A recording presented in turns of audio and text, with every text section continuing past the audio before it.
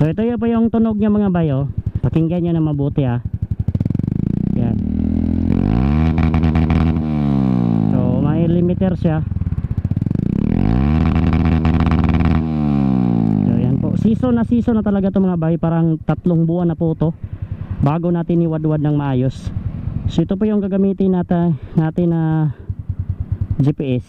Itong Google Maps na nagtanong dyan. So ito po yung gamit natin. Google Map. Accurate talaga to mga bay. Google Map. Saan yung ito? Google Map. On mo lang yung data at saka location. Ayan. So papunta po tayo. Nandito po tayo sa Valencia. So Malay-Balay tayo. Malay-Balay City. Ayan. So start. Yan po ang ginagawa natin. So yan po. Mag-recording na po. Ito po yung kanya. Takbo ya. Kilometer per hour. Yan, saka mag screen recording din tayo. Yan po ang ginagawa natin. Yan, screen recording. Yan. So yan po ang ginagawa natin para mas accurate siya at makikita natin yung takbo dito. So, matagal tong ginawa natin ang takbo mga bay, top speed mga bay. Dahil po sa panahon po na inilagay natin dito sa ating motor na hindi natin siya didiretsuhin at dadalhin na top speed. Kaya season so dapat pigil lang sa RPM. Yun, ngayon parang good sa to mga bay. Makakuha ko na yung RPM niya sa segunda at saka sa third gear. Kaya ito ginawan ko na ng top speed. So dapat malinaw yung daan mga bay, yung walang mga sasakyan masyado. Oras ngayon is nasa 4:20 PM. So sa hapon ngayon. So ngayon lang tayo makapag ano mga bay, bakante sa ganitong oras dahil alam nyo na palagi tayong busy sa work. So yung chill lang at may papakita rin ako sa inyo na top speed sa GPS rin yun mga bay ha. Ito yung GPS, yung stock pa tayo. So ikukumpara ko sa inyo. Ginawan ko na to ng top speed dati. Doon po tayo nagsisimula. Kaya pagbalik natin diretso tayo doon para makumpara natin mga bay.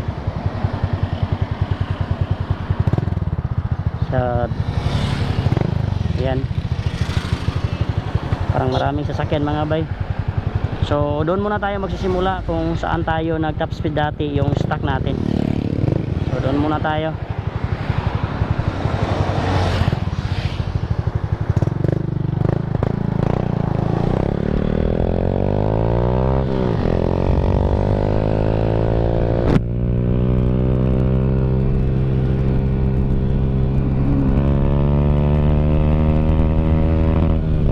Po kukuha ko yung limiter niya.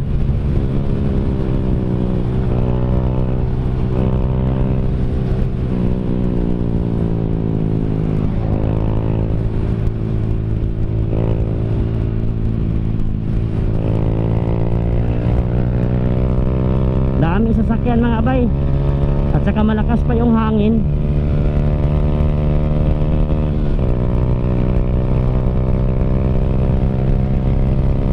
Normal position lang tayo.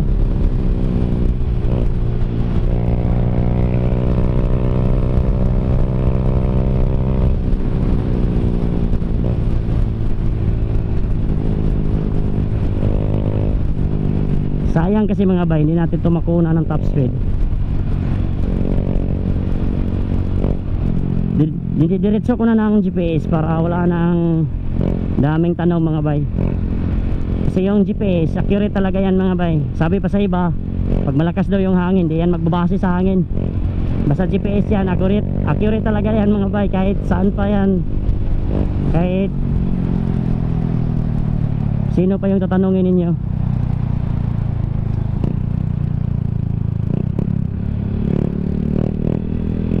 Yan.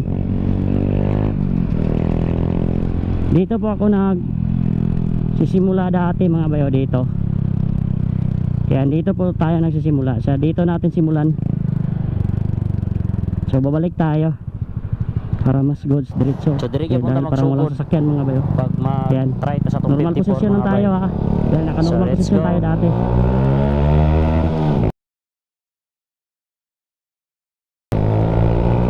Yan.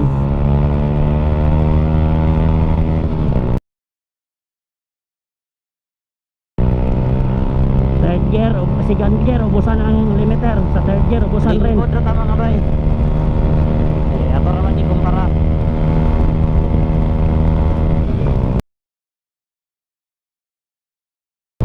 Parang hindi 137 manghingi na yung pang third gear. sa speedometer.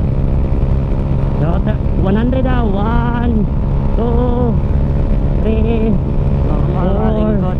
5, 6, 7, 8, 9, 10, 11, 12, 110 na tayo. Naka-normal posisyon lang tayo niyan ha. 150. Oh. Normal posisyon lang. Ba? 110 na yung speed natin. Yan, nag-minor tayo. 150 to. Grabe sasakyan. 154. 155. So yun po. So yun po ang 157. top speed natin sa GPS kumpara natin sa stock. 57. So hindi ko alam kung may pagbago ba, 158. may pinagbago ba. So makukumpara natin. So babalik pa tayo dahil umikot tayo ng isang 158 ikot, mga isang bay. bisis na ikotan So normal posisyon para mga malaman bay. natin. So dito rin punta magsugod sa tong gisugdan. Normal posisyon lang. So So standard babalik pa tayo ng isang ikotan mga bay. Power pipe din. Ang sprocket combination kay 1434 gihapon. So why na pag Babalik pa tayo ng isang ikotan dahil yun ang ginawa natin.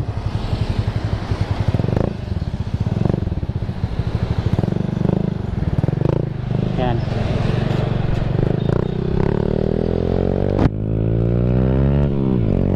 Ito po.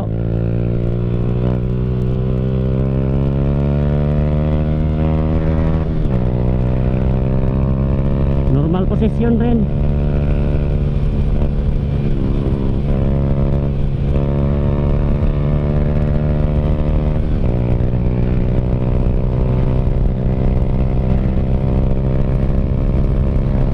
Normal posisyon lang tayo.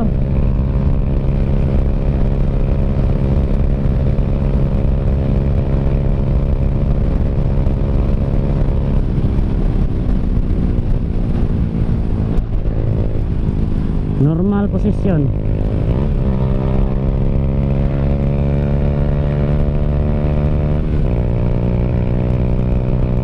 Pagbalik natin, dapaanan natin mga bay.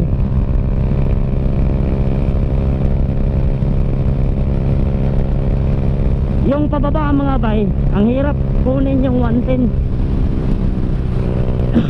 Hindi ko alam. Yung dito paakyat. Paakyat, medyo paakyat dito pabalik kaya diyan ko ma-feel na kaya niyang akyatin yung 110. Hindi ko alam kung bakit, anong pinagkaiba doon mga bay. Ayan. So isang beses babalik tayo, daming sasakyan.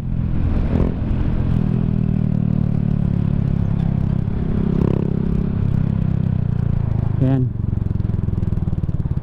So hintayin lang natin na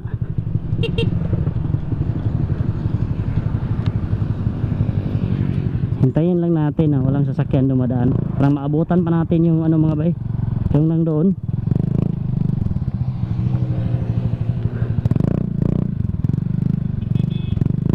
Hindi pa tayo nakapag change oil mga bay ha, ginawa na natin ang top speed to. Maganda kasi yung oil na binili natin. Hindi siya madaling. Pero pag ito na mga bay, pag naka 54mm ka na, dapat pag-check ka muna ng mga oil dahil alam niya na mas yan na po.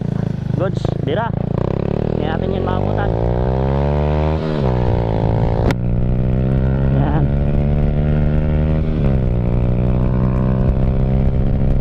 Grabe, parang yung gulong natin natin sa likuran. Yan. Nadapa tayo, konti lang nadapa.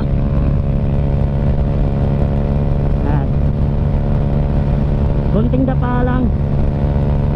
Ayan.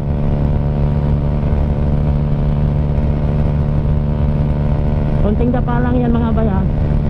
110. Inaabot ko lang ng 110 kung accurate pa sa GPS. Yung 110 ayan. So yan.